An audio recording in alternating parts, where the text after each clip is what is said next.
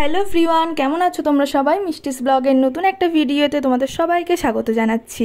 আজ আমার পাপার আবদারে একটা নতুন রান্না করছি, আর এর আগে এটা আমরা কখনোই বাড়িতে করিনি, তাই ভাবলাম তোমাদের সাথেও একবার শেয়ার করি যে কেমন হলো খেতে আর দেখতেও কেমন হলো সেটা তোমাদের সাথে শেয়ার করি, আর কিভাবে আমি রান্নাটা করলাম পুরোটাই তোমাদেরকে দেখাই। তাহলে চলো পুরো ভিডিওটা তোমরা প্রথম থেকে শেষ অবধি দেখতে থাকো আর সাথে থাকো। আর যারা নতুন আছো আমার চ্যানেলে তারা আমার চ্যানেলটা সাবস্ক্রাইব করে দিও।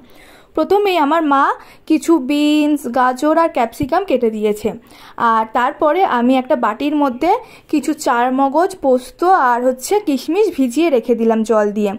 আর একটা বাটিতে সামান্য লবণ আর জল দিয়ে জলটা ফুটিয়ে ওর ভিতরে আমি কিছু পনির দিয়ে দিলাম পনিরটা সেদ্ধ করার জন্য। আর এদিকে আমার মা এখন শিলনোড়াতে বাটনাটা বেটে দিচ্ছে, মানে চারমগজ, পোস্ত আর কিশমিশটা। মশলাটা আমাদের রেডি হয়ে গেছে। এদিকে দেখো পনিরটাও কিন্তু ফুটে গিয়েছে। পনিরটাকে এবার আমি জল ঝরিয়ে নেব। পনির সেদ্ধ করার সময় কিন্তু আমি সামান্য হলুদ দিয়েছিলাম। আমার মা একদমই হলুদ ছাড়া পছন্দ করে না, সেই জন্য সামান্য হলুদ দিয়েছিলাম। এই রান্নাটাতে না হলুদ একদমই চলে না, তবুও আমি সামান্য দিয়েছিলাম। তো তারপরে জল ঝরিয়ে তেলের ভিতরে, মানে সাদা তেলে পনিরগুলোকে জাস্ট এপিট আর ওপিট 1 মিনিট নাড়াচাড়া করেই তুলে নিয়েছি। পনির কিন্তু ভাজা হয়ে গেছে, একদম বেশি ভাজিনি পনিরগুলো আমি। এবারে ওই তেলের মধ্যে আমি দিয়ে দিলাম একটা তেজপাতা, 2-3টে এলাচ আর কিছুটা দারচিনি। ফোড়নটা যে একটু ভাজা হয়ে আসবে তখন এর ভিতরে আগে থেকে কেটে রাখা সমস্ত সবজিগুলো, যেমন গাজর, বিনস, ক্যাপসিকাম, এগুলো দিয়ে দিলাম। আলাদা আলাদা করে ভাজবো না, সবগুলো একসাথেই দিয়ে দিয়েছি। এগুলোকে একসাথেই ভেজে নেব। এবারে আমি এর মধ্যে দিয়ে দিচ্ছি লবণ দিয়ে খুব ভালো করে এবারে সবজিগুলো ভেজে নেব। আর আগেই তো বললাম এখানে কিন্তু এই রান্নাটাতে হলুদ একদমই যাবে না, তাই আমি আর হলুদ দিইনি, শুধু ওই পনির সেদ্ধ করার সময় অল্প করে হলুদটা দিয়েছিলাম। আর সবজির মধ্যেই কিন্তু আমি 4 থেকে 5টা চেরা কাঁচা লঙ্কা দিয়ে দিয়েছি।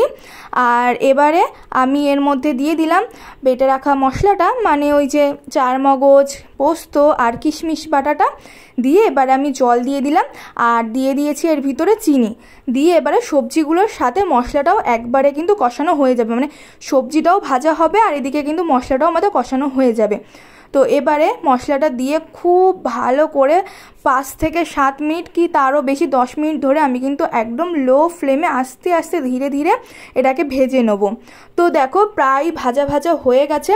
তখন মানে যখন প্রায় ভাজা ভাজা হয়ে যাবে তখন এর ভিতরে আমি দিয়ে দেবো গরম জল, আর এখানে কিন্তু গরম জলটাই ব্যবহার করতে হবে।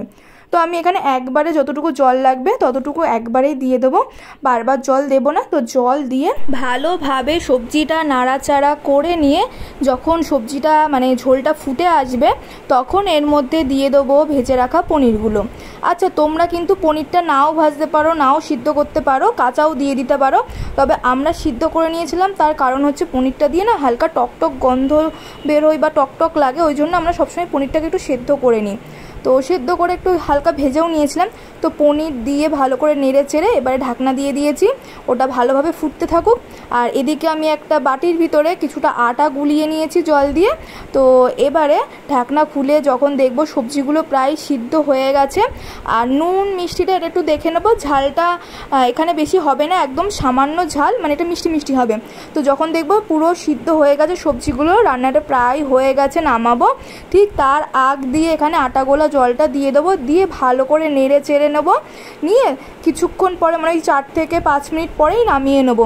আটাগুলো জলটা দিলে না এটা বেশ একটা গ্রেভি ভাবটা হবে, নাহলে কেমন জল কাটা জল লাগবে। তো ওই আটাগুলো জলটা দিয়ে ভালো করে নেড়ে চেড়ে 5 মিনিট মতো রান্না করেই নামিয়ে নেবো। আর যদি বাড়িতে বাটার থাকে তাহলে নামানোর আগ দিয়ে অল্প করে একটু বাটার দিয়ে দিতে পারো। আমাদের বাড়িতে বাটার ছিল কিন্তু সেটা না আমিষের মধ্যে ছিল, এই দিন আমরা নিরামিষ খেয়েছিলাম, সেই জন্য বাটারটা দিতে পারিনি। আর দেখো ঠিক এরকম হয়েছিল মিক্সড ভেজটা, আর খেতে কিন্তু ভালোই লাগছিল, খারাপ লাগেনি কিন্তু, মোটামুটি বেশ ভালোই লেগেছে আমার কাছে। আমি প্রথমবার খেলাম, ভালোই লেগেছে। তোমাদের কেমন লাগলো অবশ্যই কমেন্ট করে জানিও। যারা নতুন আছো তারা আমার চ্যানেলটা সাবস্ক্রাইব করে দিও।